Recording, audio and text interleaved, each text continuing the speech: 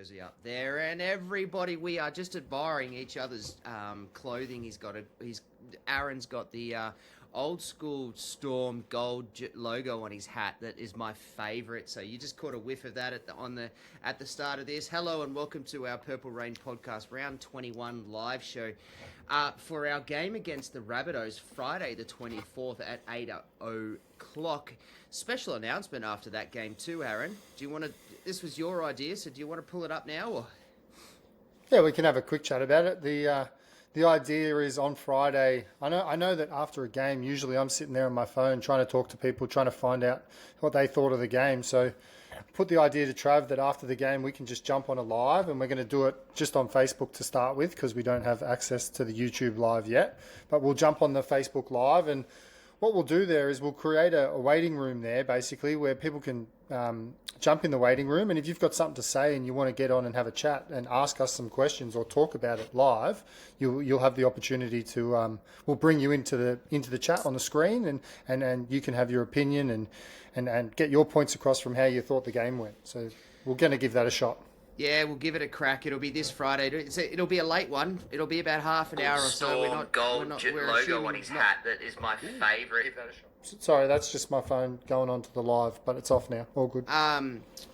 We don't know how many people are going to jump on. We don't know what's going to happen with that. But whatever you want to do, get into the chat on Friday, just like you do today or tonight, and let us know that you're keen. I'll throw the link in there. The lobby will be all here. I'll sit here with my double screens and play with it. Get everyone in and out quickly. You can have your say, and we'll just talk from there. Look, these guys don't sponsor us at all, but I'm just going to give them a shout out. It's a tasty Tuesday, Aaron. You might need to run up and go and get yourself a Brick Lane beer. The Stormies, let's go. This is just delicious. This stuff. Oh man, I'm so happy I've got it. I'm on the waters. Sorry. Tasty I'm the driver. Tuesday TLT. Ah. Let's bloody get into it, eh? Because this is huge. We've got a massive game this week against the Rabbitohs, and if we're going to get them, we can get them this week. With the amount of injuries and things I've got, I'm still waiting to hear about a couple of things in terms of judiciary with Tallis Duncan and the like, but we'll just get into it. G'day, Vinny. Vinny's changed her image. She's got a new Facebook photo. Mate, we play the Rabbitohs, but we're going to start with a couple of little talking points first. And the first one that I wanted to bring up was, actually this one was yours. It's the 2 games out of the 8. It's another crunch time game. If we win and results go our way, it's back to 1 game and instills some serious belief. And we've actually been bailed out a bit with some of the results above us, with Manly losing to the Titans and the like. So we are still mathematically very much within this opportunity, and it's something you wanted to talk about. Yeah, like the way this game plays out now, this week we got the South, and if we win this game, we've got as many wins as South because we've still got a bye up our sleeves. So that puts us in line with South, although their points differential is a lot better than ours, but we are on the same amount of wins. And then coming up to our next 2 games before the bye, we play Dogs, who are 10th, and we play Manly, who are 9th. And, that's all in and around that battling for the 8. So the next 3 games, it's a real shame that we dropped last week. I've lost you. Your sound. Anyway, it's really huge that we've got big games around the 8 there. So, all 3 are very important, and as everyone keeps saying, it's 1 game at a time at the moment. Just win this week, and then we can go on to next week with a bit more confidence and keep rolling towards finals. I apologise, mate. So the technology just plays around it. More so just my fat fingers pushing the mute button. But we've got the Bulldogs next week. They are literally a game above us. They have not an easy game this week either, too. So they've got the Wars. So, potentially we win this, they lose this game. We're 22 each, right? The Manly have a tough game this week too. They've got to play the Sharks.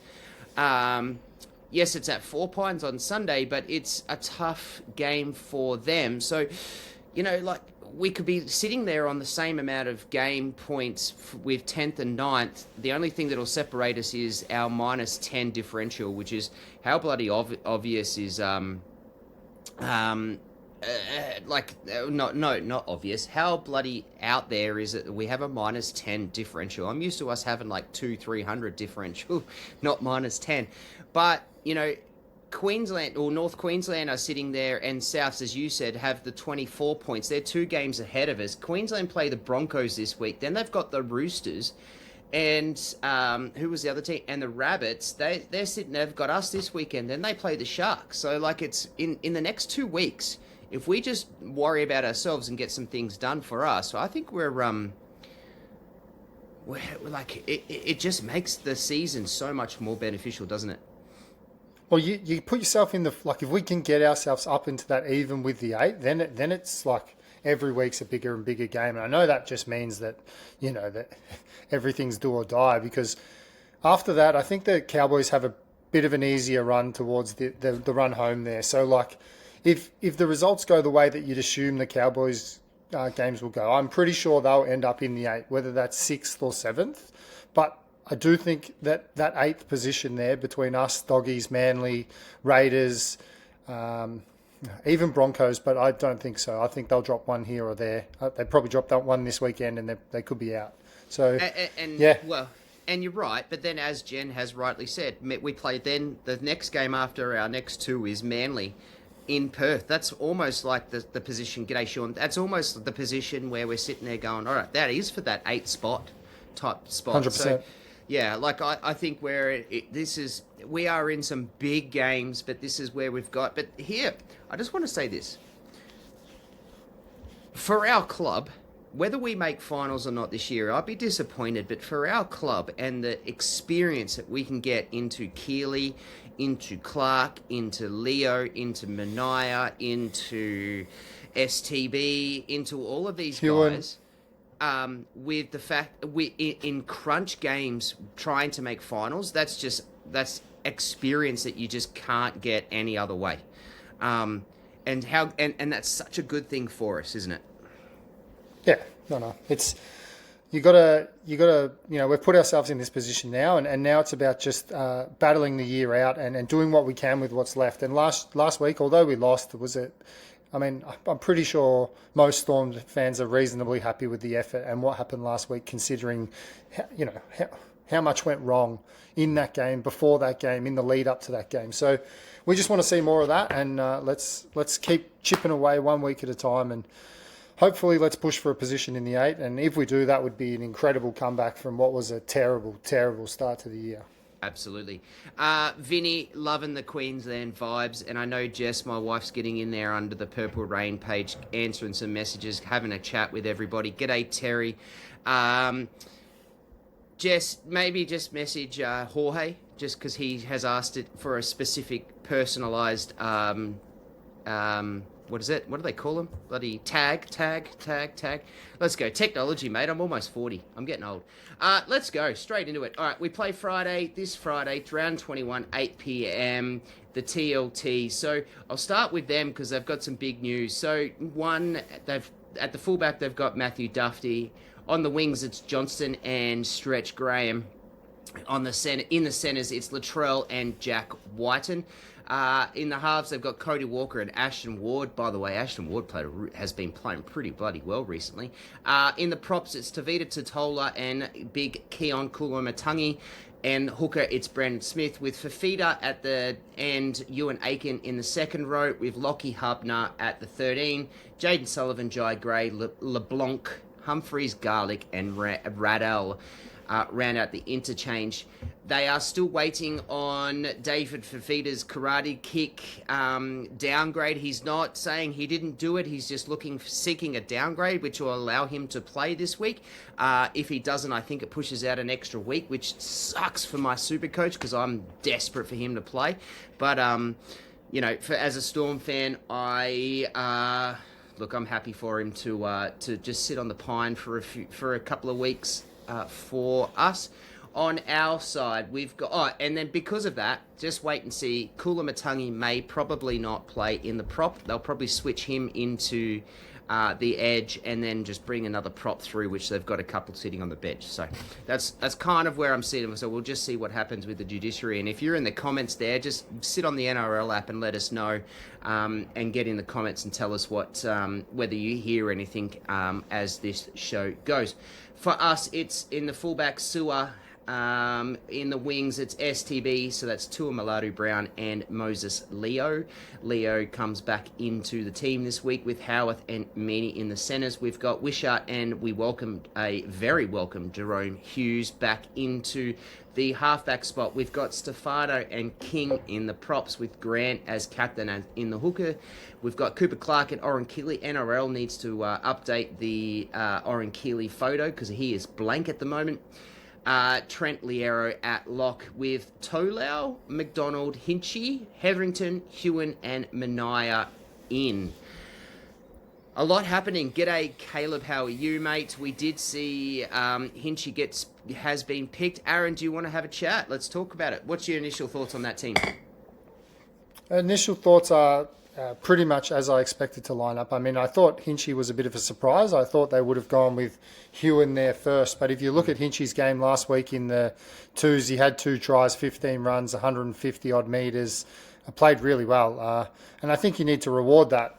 That's what we've been saying all year. And it's just another opportunity to get another one of these good kids, another opportunity in first grade. And this week, I really think the bench looks a bit small. I think, especially coming up against Souths and their big pack, I think there's a chance that Hinchey might come in and relieve Cooper of his duties on the edge. And I think Hinchey might, we might see him on the edge this week. So, yes, in the answer to Caleb's question, I reckon, we might get, say, half a game at Hinchey on the edge. So, and I'd like to see it, to be honest. I want Cooper back through the middle, and I've been saying it for weeks, but mate, he's been doing a job there on the edge, so we can't complain too much. Terry has come through and said Fafita lost his appeal, so it sounds like he's out. So there we go. So there'll be a few Can I comment on that? Yeah.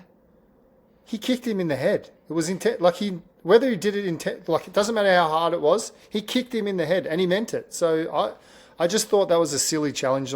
I said to Trav this morning, I think when Trav said they were challenging the grading, I was like, okay, maybe they might get it downgraded to a 1, but there was no way he could get off that because that was just that was as bad as Cody Walker's the week before. It's just a brain fade. There's no need for it. And I think the NRL just had to make a point on that one just to say, I don't care that you just touched him and there was nothing in it. You kicked him in the head.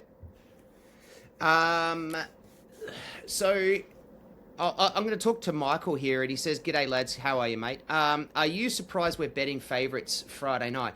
I am surprised because the game is at a core stadium, and I get it, but David Fafita out now. Cam Murray 3 to 4 weeks. Tallis Duncan 2 to 4 weeks. That's exactly the reason why. And Latrell Mitchell's there's news today that Latrell Mitchell's probably going to be out for the rest of the year. They're just copping injuries left, right, and centre. So I can see the reason being is that these are not just role players. These are your studs. Tallis Duncan has been a revelation last couple of years and just been enormous. Cam Murray he's the 13 for New South Wales Blues, and they all call for him to be the starting guy. So he's a gun. He's very good. Kulamattangi's still got that PCL MCL injury that he's now recovering for a second time again. I can see why we are betting favourites, but I don't want to go into this game with that head high kind of thing. We just really got to lock it down and get into it. Yeah, last game we played and we were favourites as well down at Amy Park. The Souths had never won a game at Amy Park. They came in and they absolutely smoked us. 48-6, and we completed at 65%. I don't even want to be reminded about that. Yeah, we completed at 65% that day. They ran for 800 more metres. Tallis Duncan had a triple. I mean, we let Dufty at the back run for 350 odd fucking metres. So, I mean, we're not going in complacent this week, that's for sure. Don't read into the favouracy. Next announcement I want to make is just a big call on Kingy and his 200th game. Congratulations to the big man on the inside. He's has been one of my favourite players. I just love big, consistent dudes that just do the hard work and the hard grind. You need to build your team around guys like him, especially with the value that he has. He doesn't cost us a lot to have, and he just shores up our middle. Congratulations to Josh King and his 200th game this week, assuming he has to play, but I don't think he's got any injuries. He'll be right. So congratulations to him. G'day, Glenn. Yeah, no, that's awesome. Kingy's one of the blokes in the locker room that everyone loves. Everyone gets around. He's a coach favourite, a fan favourite, and Storm love to do milestone games for people like this. So hopefully they can all get up and we can protect the ball this week and bounce back from what was a little bit disappointing that we couldn't capitalise on last week. Gamble responsibly, people, but Kingy for a try, put it down. Anytime, get it down. It's just a thing. They'll be looking for it's it. what we do. Milestone games, we score tries. It's just what happens with the Storm. So, Kingy, try, 200th game. I'm banking on it. I'm putting it down. All right, let's then now just quickly just talk on. We've done the TLT, and there's a few things I want to talk about around key matchups and how we actually get some things done this week. So, mate, this is Warbrick's injury is a massive killer for us, and it puts two fresh wingers in STB and Moses Leo for us. Both of them playing their first games for the Storm this year. Out on the wings. Both of them, to be fair, I think are better centers than they are wingers, in my opinion only. How are we going to score tries this week, mate? Because we've now lost Warbrick. We've obviously had Coates out all year. We've got a turnstile of our wings and centers on our edges. So what is it that we need to do to score points this weekend? Well, last week I just felt like although Tolau had a decent game, I thought the pressure was on him to try and create, and really he didn't do a lot of creating. He didn't put a lot of people through holes, and that meant that Harry had to go to another level, and it kind of forced him to play a game that he's not used to playing, and then you've got Wishy, who just loves to run, and then he's been forced to do a lot more kicking and didn't get to play his natural game. So the inclusion of Hughesy should settle the team down. It should give us a bit of a game manager who can bring some calmness to the team and try and get us to specific spots on the park where we can attack from. And we've seen last week that when we got into the right field position, which was hard, it took us 60 minutes to get there. But when we got there, we had 3 cracks at him and we just failed to capitalise on 2 of them. So I really think Hughesy can put us in a position to attack from where we want to attack from. And I also think that Harry can go back to what he does best, and that's not try and game manage the game. It's to try and get on the ball and get our forwards moving forward. And we really missed that last week. I nothing against Wishy or Tolau in the halves, but yeah, I just think the pressure was on Harry too much last week to try and do too much. I do, and he wasn't bad either. Like it wasn't a bad game from Harry Grant, and he was up there in our top 6 and things. But I agree, and I think the difference being is that what this does is Hughes playing allows Wishart to be Wishart. Last week Wishart tried to be Wishart and some, and he became too much. Hughes there as a proper game managing 7. He won a Dally M.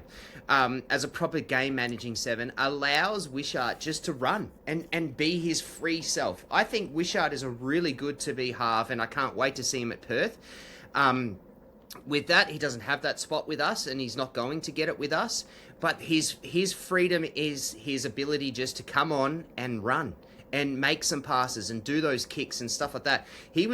I think he got lost on the field last week because he was trying to put himself in position to kick on 5th tackles and all sorts of things. Whereas he knows this week he doesn't have to do that. This is now Hughes, and he can just go back to his normal play, which again allows Harry Grant to do what he's going to do. I think the kicking one's a bit interesting though, because I know we're bringing Hughesy back, which says he's okay, and Bellamy said he was so close last week, but does he come back in and take full kicking duties, or are they going to spread the load again and try and just ease him back into that that kicking duties. So, I mean, I hope he's ready to go, and I hope he does take the kicking duties 100%. But I think there's a chance you might see Wishy still kick for 300 or 400 metres this week. See, Robert's all over this, mate. $9 for any time. That's money for jam, I reckon. Don't come to me if it doesn't happen, but that's money for jam. Here's a question for you, off Michael, and it says, do you boys think Hugo Peel should get a run? And thoughts on Well, actually, let's go that, because there's two different questions in this one question. Do you think Hugo Peel should get a run? Can I jump in first and say, I don't think he should, because he's a fullback, and we don't need a fullback right now, and I don't want him on the wing, and I'd much prefer STB and Moses Leo at this time of the year. When mathematically still can make the finals, it's still very close to us making the finals. I would much rather those two guys and those bigger, more experienced bodies playing out in the wing. That's my opinion. Look, I was going to say the same thing. A bigger body. We need STB this week to have the most work he's ever done out of our back end, because last week he did a bit of it, and I think he got through about 14 odd runs last week, and a lot more when Brick went off the field. But this week, Brick's not even going to be there, and we're going to notice that. I'm telling you, we will notice that, because we use Brick so much out of our back end, especially without X this year. It's been something we've relied on to get out of trouble. So I think we're going to see Moses Leo and Brick getting back behind the ball, STB. And I think we're going to see, STB getting back behind the ball, and I think we're going to see them take, the 1 and 2 carries most times out of our own end. So. Yeah, unfortunately for Hugo, I just think they've got him there in case there's an injury. I think he started to play some okay footy when he did get a go, but I just think right now he's a bit further down the pecking order. And as Trav said, if he plays fullback and we need a fullback, if Sewer goes down, well then maybe we might see him. But yeah. And that's no knock on him. I think Hugo Peel's a player in the future. But yeah, right now, Sewer is one of the best fullbacks in the competition. Thoughts on Sewer? So this is also the second part of the question is STB as a winger. My opinion is he is shit at catching high balls and in the contest. I think he's better on the wing. I think he's better on the wing than what we've got available. But as I said to you at the start with the TLT, I think he's a better centre than he is a winger. Yeah, and I don't think he's great under the high ball. I don't think he's going to be a target like Brick. I don't think we're going to put the ball up for him to try and score in the corner. We're going to look for different options.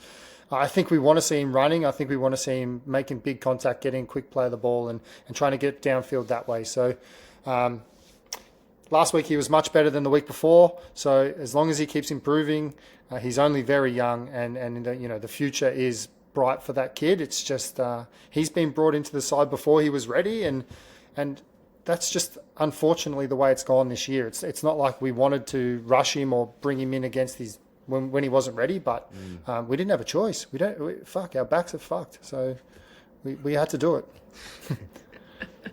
Terry says, Aaron, bite your tongue, mate. How dare you? Oh my God, Sewer going down would be a nightmare. I agree. Sorry. You call him out. Don't let him get away with little comments like that, Terry. I'm loving it. Here's the next thing. Oh, and call me out too. That makes it more fun. But if there's ever going to be a week that we need our forwards to really stand up and push that 150 mark, it's got to be this week. And when they don't have Cam Murray, when they don't have Kulamatangi through the middle because they're going to have to push him out wide, when they don't have Fafita, when they don't have Tallis Duncan, this is the week that our forwards really need to sit there and be chomping at the bit. I hope Stefano, I hope Josh King, I hope Cooper Clark, I hope Keeley, I hope who's off the bench, coming off the bench quickly, McDonald, Hinchey, Hetherington, even Hewen, which Stephen spoke about before. I hope they're literally like dogs rabid, ready to go, because this is a week that they can really set up the rest of our year and really push that mark of getting up the field. If there's ever a week, it's the forwards having a big week this week. Yeah, usually they'd have Cam Murray there, who's got the fastest play of the ball in the whole competition. Like he's usually the person that gets up and gets them going forward and rolling downhill, and they really rely on finding that extra space to their outside men, especially that left edge with AJ. So, I mean, hopefully Trent can dominate the middle and really lock down that middle third like he does. If he has a big game and controls that part of the ground, I think Steph can control the other end and try and win some contact, because last week in the first 10 minutes we got ran through, to be honest. Our forwards weren't up for it at the start and we got pinned down our end, and it took us most of the game to get back out of there. So I think it's definitely a come out with a head full of steam and try and put holes in them early, because mate, they're going to start with Brandon Smith. He's going to want to try and get over the advantage line. I think he's been playing good footy, so it's important we stop that early and we keep them down their end and tire them out early. And if we can gas them out and they have to go to their bench without making an impact, I think we can stay in the game. Do you want to talk about Sewer? Is he due? He's so due, but this isn't me saying he's been bad at all, because I think his last few weeks have been really solid. And if you asked me at the start of the year when Seward had 10 tries and was carving the competition up with line breaks, line break assists and just carving everyone up, if Sewer has no line breaks or he doesn't get these tackle breaks, would he be having a good year? And you'd say no, because that's what he was doing all for the first 8 rounds when we were sucking basically, and he was the only one doing it. And in the last 8 rounds, let's say something like that, Sewer's started to really round out his game, and he's doing little things, and he's doing some hard work out of his own end. He's supporting through the middle, and he's still having games where he's putting 200 plus meters on, but he just hasn't had that exciting break the line, score some points, and I think he's due. So this is the one. If it's for me and I'm putting a bet on this week, Trav, I'm saying Sewer for anytime try scorer. I think gamble responsibly. Yeah, but I reckon Sewer's. I do agree, and he was close twice. Was it even 3 times last week? You had a crack. To having to just that finer detail to finishing to get that attacking stat. So, yeah, he's definitely due. What else do we want to? Do you want to talk about Hinchey at all? Go, George. Look, I want to get Hinchey on. I said it before. I think Cooper can start for the first 20 minutes there on the edge, see what happens, get Cooper off, and then I think we play the second half with Cooper through the middle and we add some size to the bench, because to me it looks a little bit small at the moment.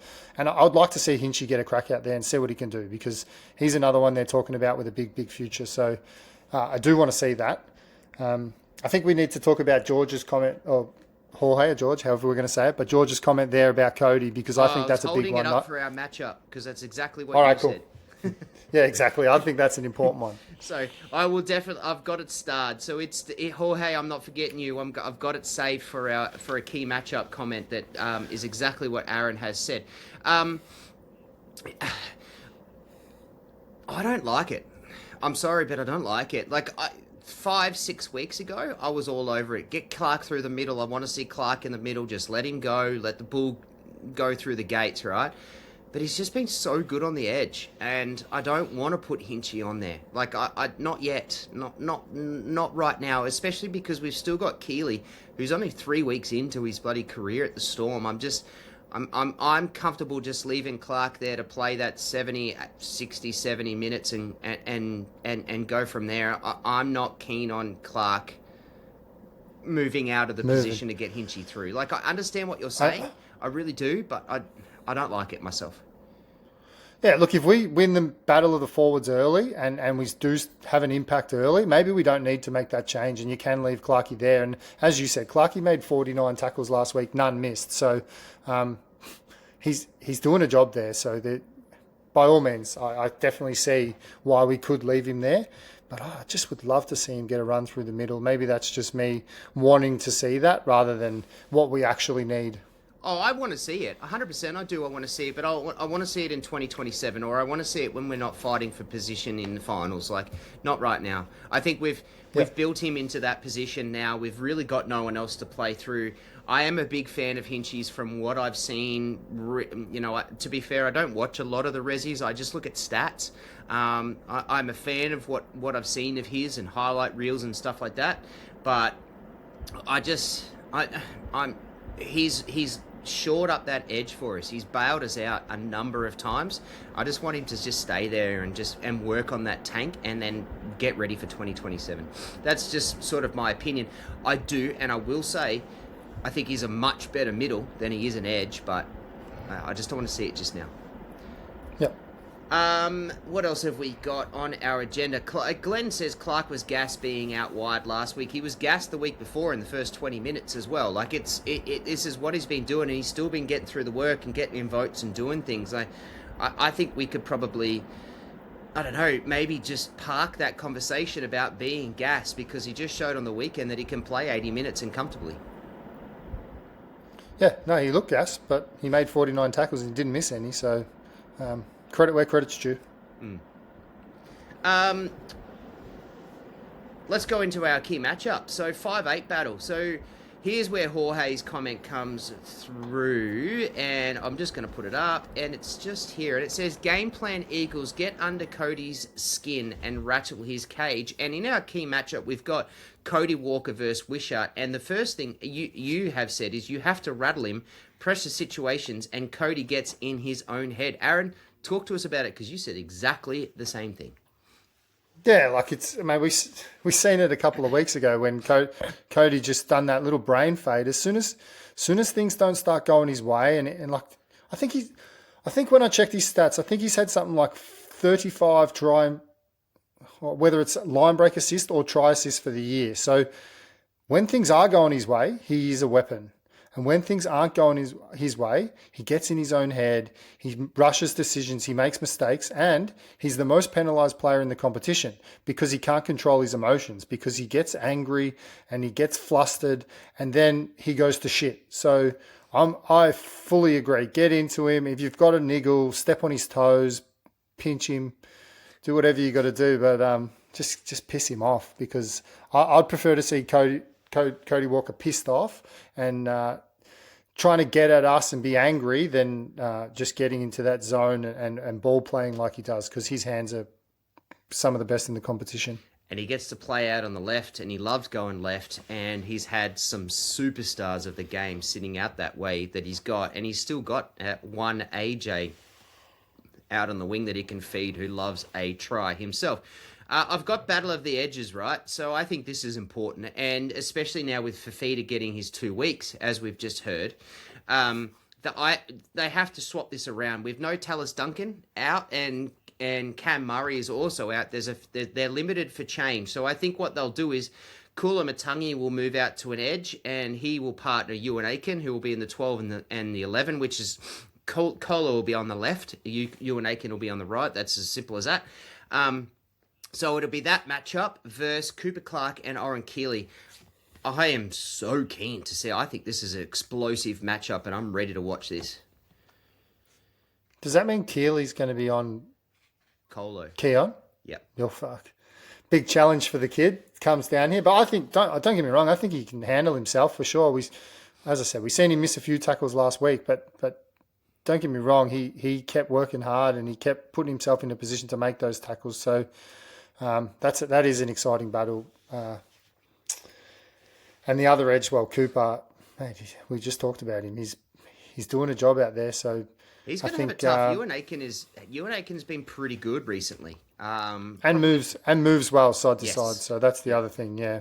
Yep. Which that's, if there's any questions of Cooper being out there on the edge, it's going to be about his lateral movement. I mean, agility. He can get up and he can get back, and he can, he can run out the distance, he can get the kilometres done, but what about how fast can he move left to right? So especially if it's coming at your flat stick with Cody Walker running downhill. So again, it's another reason why we've got to get in Cody's face, limit time with the ball so he can't get the outside backs extra space.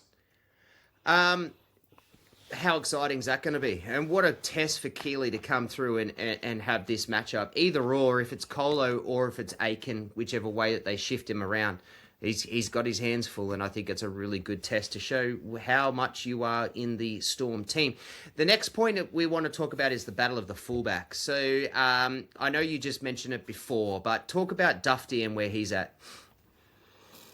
Yeah, on Anzac Day, he literally ran I think it was 327 meters, and only 113 of them were from kick returns. So that means he still ran for 210 meters, just looking for work and causing line breaks, getting through the gaps. So he scored a try, he got a try assist, and he got a line break assist as well. So I think that I don't think Dufty's. Don't get me wrong, I think he's a good player, but I don't think we let him be that good again. I think we need to do a better job on him, and if that means sticking our tackles, I think they had 14 line breaks that game on Anzac Day, the Rabbits, and if any team has 14 line breaks on you, they win. It's simple as that. So lots of little things to fix up, but I think the Dufty one's a pretty easy one for us to handle or change what happened, and I think they'll target him this week, and I know we have to do a job on him.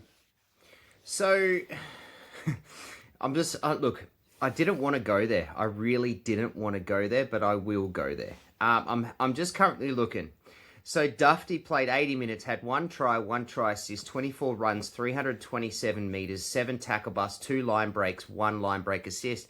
They had, as a team statistically, line breaks was exactly 14. 14 is stupid. Like, that is a disgrace. It's disgusting to even look back and think that that's what they were able to do, and that's how our defense allowed them to go through and do that. Here's the question. Here's the point. They had 14. We had 1. We had 1,300 meters. They had 2,100 meters. That was in the peak of our slump. That was when our edges were just Round absolutely 7. Yep. dog shit, and then we were just Round 8, fully in the slums of our poor performance for the year. We were struggling for confidence, and you know they put us to the sword. So that's another reason why this week we got to bounce back. We owe them a decent game, because that was definitely not us, and I think we can hold our hands up and play like we did last week. I think we deserve to be favourites. If we play like we did last week and we finish our opportunities, I think we win on Friday night, but the ball's in our court. Do you know what's funny is that our Storm team that played in round 8 to our Storm team that's playing the Rabbits in round 21 is not very dissimilar. It's quite similar. It's missing. It'll be missing Warbrick. It'll be missing Mania. It'll be missing Munster, and it'll be missing Chan. But I much prefer Keeley and Clark in the edges than Chan and Clark. So, like, it's not that dissimilar to what we had back then, but that was, as you said, it was in the slum of our slum. So, is there any other key matchups, guys? Even in the comments, talk to us. Is there anything you think that's a good one? Get into the post that we'll put out probably tomorrow, or if not Thursday, around the key matchups. Aaron, is there anything you want to talk around key matchups before we go to some talking points? Nah, I think, that across the park, we all just need to play our role. We showed last week that we can do that. The boys all bought into what their little role is, and I think this week that the priority role for me is for Harry to get the forwards onto the ball. I mean, I say it all the time, but that's what we need. If we can get field position early, we go a long way to winning this game. Donna says, to beat a Bennett coach team, you have to be very wary. You have to vary your kicking game, long, short, high, etc. He can adjust his team with teams just kicking long. The kicking game is important. Kicking short, chasing. If we didn't have Hughes this weekend, we'd be in trouble, I reckon. There's no way we're going to be able to kick like we did last week against this team. I think Donna and all my MK's come up with a really good point there, Aaron. Yeah, for sure. And I, as I said, I'm a bit worried about how fit Hughesy is. Is he fully recovered, or are we going to send out half Harry Grant, half Wishart kicking the ball, and then Hughesy if we need to? Or has Hughesy just had a week off just to be sure that he was right and he's coming back at 100%? And if he is, I think that would be ideal if we can put some bombs down, and that line speed to get up there and pin them in their end is going to be important too, the kick chase, and see what we can get done on that aspect of the game as well. I got two talking points I want to bring up. The first one is, I'll be honest, I've been on the Melbourne Storm page. I've had a little bit of fun with some trolling people outside of the Melbourne Storm that just laughingly get into get into other teams' posts and try and have a go at you and stuff. And I know you started it, Aaron, but I just couldn't help myself and I continued it on. I want to know, first of all, though, and guys, get in the comment, STB's hit on Savala, was it high? The first one. We're talking about the first one too, not the second one. The second one definitely wasn't, but the first one where he absolutely squashed him. Straight off the bench, wasn't it? Or straight off the positional change? I don't think it was high at all. I think he hit him that hard that his head just whipped back because he couldn't control it. It wasn't because there was a shoulder to the head. It was because of the force in the hit that just smashed him. There is an absolute two. There's two. You go through and read the post. I hope you all read it and have a laugh and send me a message and say. And look, any of the ones that are me having a go at other people, or any of the Purple Rain comments of having a go at others, that's me. I'll be honest. I put it out there, but I'm actually quite happy with it. And I just laugh at just meathead wankers out there just trolling and trying to have a go. That hit was not high. What did he call me? He called me that the bicep went straight through his face. I'm like, what the fuck did you see, you dickhead? It was. I'm sorry to swear, but oh my god, it didn't happen. He hits him low. He gets through the chest. And the only reason why there's some sort of slight high contact was because Savala's head gets hit so hard that he goes back and then has whiplash. And then as the tackle goes down, he continues it through and it just rolls over the top of him. Like it happens in almost every tackle that happens in the game. Yeah, when he called me a fuckwit, I thought, oh, he's in trouble now. Someone's going to go after him. Yeah. I am a fuckwit, but hey, yeah. Oh. I just got in there and I said to him straight away, I was like, oh, cool. So you're such a meathead that the only thing you can say is having a go and swearing at people. That's how much you've got it. And then he gets on another comment, this person, and he says, oh, look, there's another person commenting about it. And I went, oh, have you not gone through all the comments and realized that everyone else is saying it's not a high tackle, you moron? Yeah. And then he said to me, just because I didn't call it doesn't mean it's not a high tackle. And I just wrote back, evidently not. And he didn't like that. He did not like that. Oh, guys, get in the comment and tell me, was that Terry has come up. It was a brilliant shot, that first one. Even the commentator And Rachel's in there as well. Yeah, and Rachel, nope, not high at all. Well, nope, not high. Was around top of the chest. Great hit, loved it. We did too, and we got into the Melbourne Storm page and had a good crack at a few meathead Roosters fans having a crack at it. So that was that one. Vinny says was a great hit as well. I think she heard it from over in Kiwiland too, I reckon. Aaron, let's talk about the next one. So today that we put out a post, it's gone nuts. People have got all over it. There's a whole heap of stuff happening for it. NRL come out and said that they made the mistakes in the last round and discussed a few things. There's a couple of points that you want to bring up, so let's talk about that now. And guys, it's the post that was put out today by Jess, and she spoke about the NRL coming through and saying that they made a mistake on a couple of things that happened in that game, namely what Aaron's about to mention.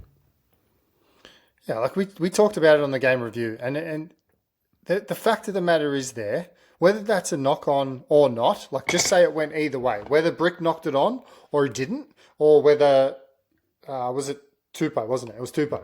Brick or Tupou, whoever knocked that on, the ball gets picked up and it gets run over for a try for us. So either way, they've got to call it back. Why don't you just let the try play out and then get a look at it?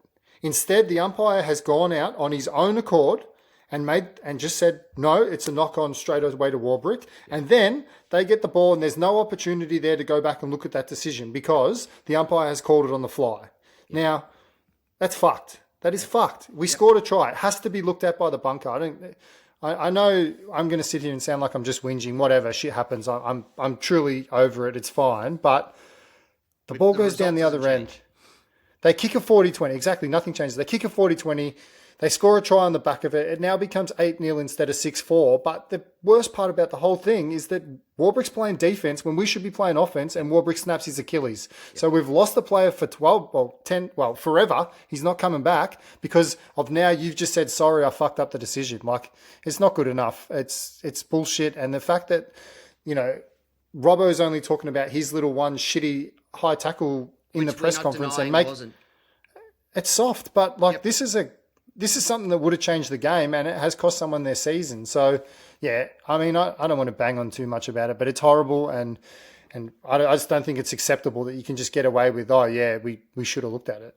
There's so many things that happened in this game, and we called it out in the review show on Sunday when we posted it about the refereeing mistakes. And I'm not one that gets in here and says the referees are what cost you games, and I truly don't think that the referee cost us that game. I think we had moments to win the game. It's as simple as that. We could have.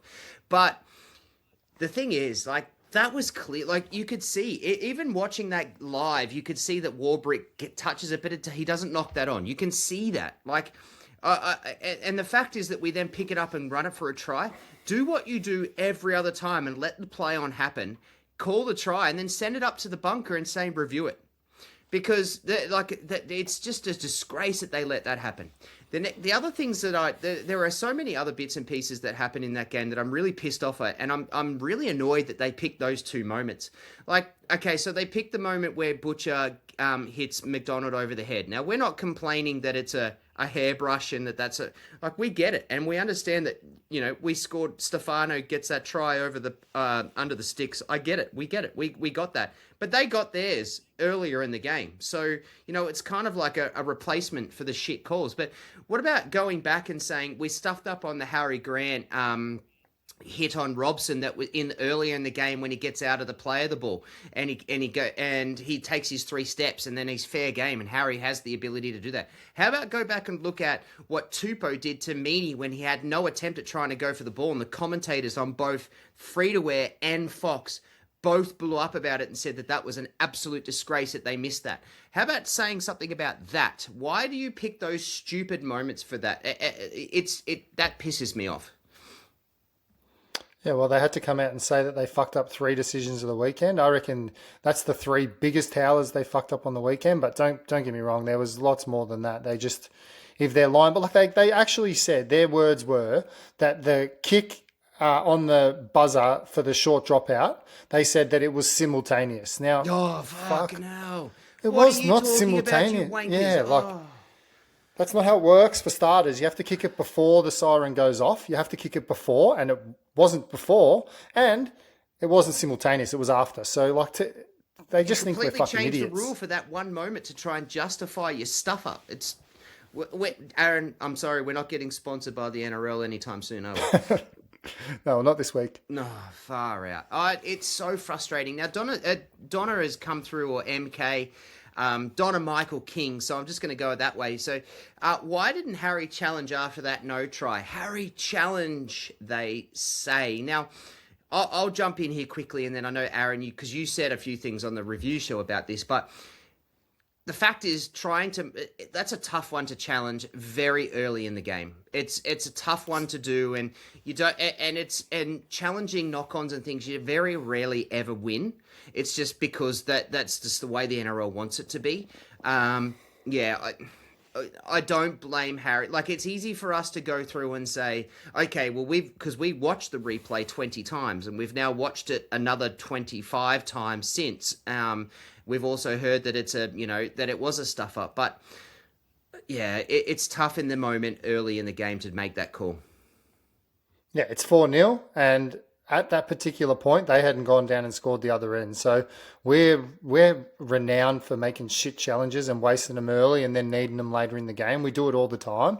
So I think, I just think Harry, if he's not 100%, that's fucked. Yeah, I spoke to Terry about that today. That was timing. That's the worst. But I just think you just don't want to waste it that early in the game in case you need it later on. But then they go down and they make it 8-0. It's like, we could have taken a risk there, but anyway. Look, Donna, how many times does a player, particularly those big forwards, say, "I didn't knock it on," or "No, I played the ball right," and they didn't? we don't listen to them.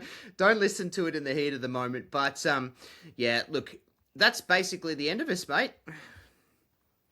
That's it. Quick one this tonight. Hopefully my internet works and we can get this up at some stage. It's struggling now, but I think once I get upstairs and plug it in, it might get going. The NRL admitting the refs got it wrong is like your missus saying, "I'm fine." Appreciated, but it doesn't actually fix anything. It's Shannon. That's a quality call. Warbrick, as Donna says, Warbrick flat out said, "I didn't knock it on." Back him. Yeah, but that's what we were talking about before. And then Vinny, what these officials are missing is getting ridiculous. Who's accountable? They say it's human error when something needs to change. Doesn't help us now. We're not getting 2 points. We're not complaining to say that we want it back. And I know there's lots of people in the comments talking about wanting the points and wanting the game to be removed and all that sort of stuff. And I get it. Like we're not asking for that, and we don't want that. I don't. What we want is consistency, and what we want is things to be right and get right, and the majority of it be right. But unfortunately, there's howlers, and the majority of things are not being right, and that's the problem we've got. And we just want to whinge and bitch about it because that's what we do. That's exactly right. That's probably a good way to end it, eh? That's it. Thank you, everybody. All right, guys. How Thank fun you, was everyone. that? Good to have so many people chiming in. All of the comments was fantastic. Shout out to Freedom Finance as a big sponsor of ours. Get in contact with Con. I got a letter from the Commonwealth Bank today saying my rates are going up. So thank you very much for that. So my call will be to Con to say, "Hey, buddy, how can you help me here?" So get him that. He gives you that $500. Shout out to 5/8 Purple Rain 10. That gets you 10% off. Premium Sports Tours. Get yourself a tour and trip to Vegas. Go there next year, 2027, Vegas round. We play the Tigers. We've got a tour for you. We've worked it out. We've worked hard to get it. Go and book that in and do that. And as Vinny says, it's venting, boys. It's exactly what we love to do. We love to vent, and we're going to go off and vent a little bit off air, aren't we, Aaron? That's it. All right, thanks, everyone. And City Sports, get around them. Actually, I just spoke to Josh. We're going to get one more jersey competition going for the final home game of the year against Penrith. So we are just in the process of organising what we're going to do, but there'll be another competition for another jersey shortly. I might be able to see, I might try and get one of these ones signed. I think I might have a way I might be able to get one signed this time. So I might give it a go. I might get Josh to send it to me and I'll try and make some magic happen. Oh, I'm sorry. I just read Shannon's. I didn't even read it, and I just put it up, and I should probably have read it. Glad the pod stayed professional. I was half expecting a Barnaby Joyce sit down moment where someone started giving the family dog an absolute bake. Sorry, guys. That's a joke. I've got to end it. See ya. See ya.